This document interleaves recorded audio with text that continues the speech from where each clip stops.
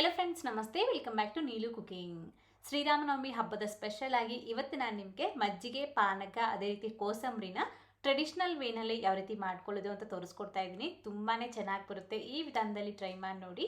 ಸಕ್ಕ ಟೇಸ್ಟಿಯಾಗಿ ಪಾನಕ ಮತ್ತು ಮಜ್ಜಿಗೆ, ಹೆಸರುಬೇಳೆ ಅನ್ನೋದು ಬರುತ್ತೆ. ಮೊದಲನೇದಾಗಿ ನಾವಿಲ್ಲಿ ಮಜ್ಜಿಗೆ ಮಾಡೋದು ನೋಡ್ಕೊಳ್ಳೋಣ. ನಾನಿಲ್ಲಿ ಮಸಾಲೆ ಮಜ್ಜಿಗೆ ತೋರಿಸ್ಕೊಡ್ತಾ ಇದ್ದೀನಿ.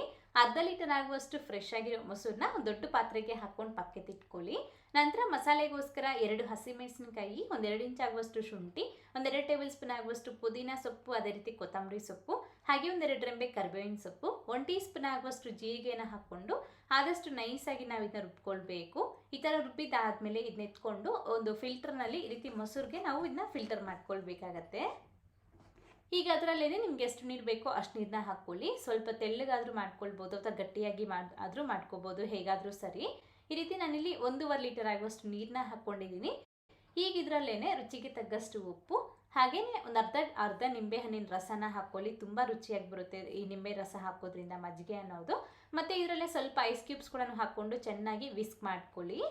ಮೊಸರು ಅನ್ನೋದು ಗಡ್ಡೆ ಇಲ್ದಿರ ನೀಟಾಗಿ ಈ ರೀತಿ ವಿಸ್ಕ್ ಮಾಡ್ಕೊಳ್ಬೇಕು. ಆಗ ನಮಗೆ ತುಂಬ ಚೆನ್ನಾಗಿರುತ್ತೆ ಕುಡಿಯೋದಕ್ಕೆ.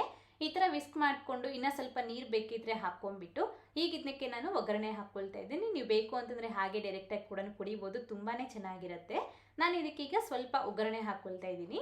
ನೋಡಿ, ಇಲ್ಲಿ 1 ಟೀ ಸ್ಪೂನ್ ಆಗುವಷ್ಟು ಎಣ್ಣೆಗೆ ಸ್ವಲ್ಪ ಸಾಸಿವೆ ಕಾಳು ಹಾಕ್ಕೊಂಡು ಸಿಡಿದಾದ್ಮೇಲೆ ಸ್ವಲ್ಪ ಜೀರಿಗೆ ಕಾಳು, ಅದೇ ರೀತಿ ಸ್ವಲ್ಪ ಕರಿಬೇವಿನ ಸೊಪ್ಪು, ಹಾಗೆ ಒಂದು ಅರ್ಧ ಈರುಳ್ಳಿ, ಹಾಗೆ 1-2-3 ಒಣಗಿದ ಮೆಣಸಿನಕಾಯಿ. ಬೇಕು ಅಂದರೆ ಹಾಕೋಬೋದು, ಇಲ್ಲಾಂದರೆ ಸ್ಕಿಪ್ ಮಾಡ್ಬೋದು.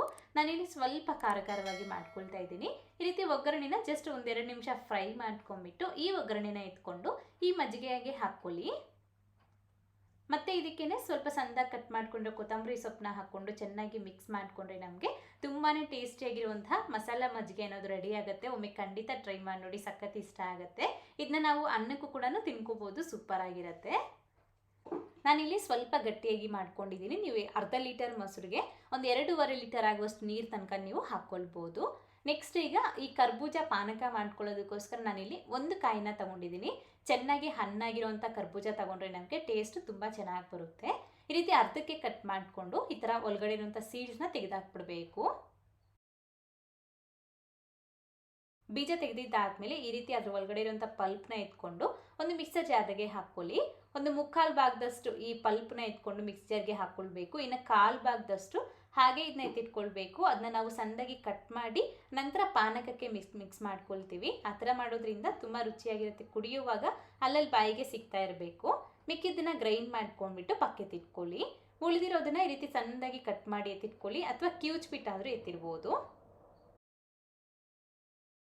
ನೆಕ್ಸ್ಟ್ ಪಾನಕಕ್ಕೆ ಒಂದು ಬೌಲ್ನಲ್ಲಿ 1 ಕಪ್ ಆಗುವಷ್ಟು ಸಣ್ಣದಾಗಿ ಕಟ್ ಮಾಡ್ಕೊಂಡಿರೋ ಬೆಲ್ಲ, ಅದಕ್ಕೆ 1-1.5 ಲೀಟರ್ ಆಗುವಷ್ಟು ನೀರನ್ನ ಹಾಕ್ಕೊಂಡು ಅದನ್ನ ಬೆಲ್ಲ ಕರಗೋದಕ್ಕೆ ಹಾಗೆ ಬಿಡಬೇಕು. ಬೆಲ್ಲ ಎಲ್ಲ ಪೂರ್ತಿಯಾಗಿ ಕರಗಾದ ನಂತರ ಈ ಥರ ನಾವು ಅದನ್ನ ನೀರನ್ನ ಫಿಲ್ಟರ್ ಮಾಡ್ಕೋಬೇಕಾಗತ್ತೆ. ಕಸ ಕಡ್ಡಿ ಏನಾದರೂ ಇದ್ದರೆ ಎಲ್ಲ ಹೋಗ್ಬಿಡುತ್ತೆ.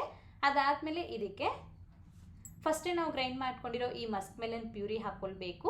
ಹಾಗೆ ಒಂದು ಅರ್ಧ ನಿಂಬೆ ಹಣ್ಣಿನ ರಸ, ಹಾಗೆ ಸ್ವಲ್ಪ ಐಸ್ ಕ್ಯೂಬ್ಸ್ ಕೂಡ ಇದ್ರೆ ಹಾಕ್ಕೊಳ್ಳಿ, ಚೆನ್ನಾಗಾಗುತ್ತೆ ತಣ್ಣಗೆ.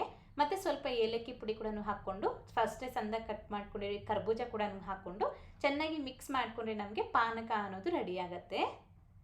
ಸರ್ವ್ ಮಾಡ್ಕೊಳ್ಳೋವಾಗ ಐಸ್ ಕ್ಯೂಬ್ನ ಹಾಕ್ಕೊಂಡು ಸರ್ವ್ ಮಾಡ್ಕೊಳ್ಳಿ, ಸಖತ್ತಾಗಿರುತ್ತೆ. ನೋಡಿದ್ರಲ್ವ ಎಷ್ಟು ಈಸಿಯಾಗಿ ನಾವು ಈ ಪಾನಕ ಮಾಡ್ಬೋದು ಅಂತ.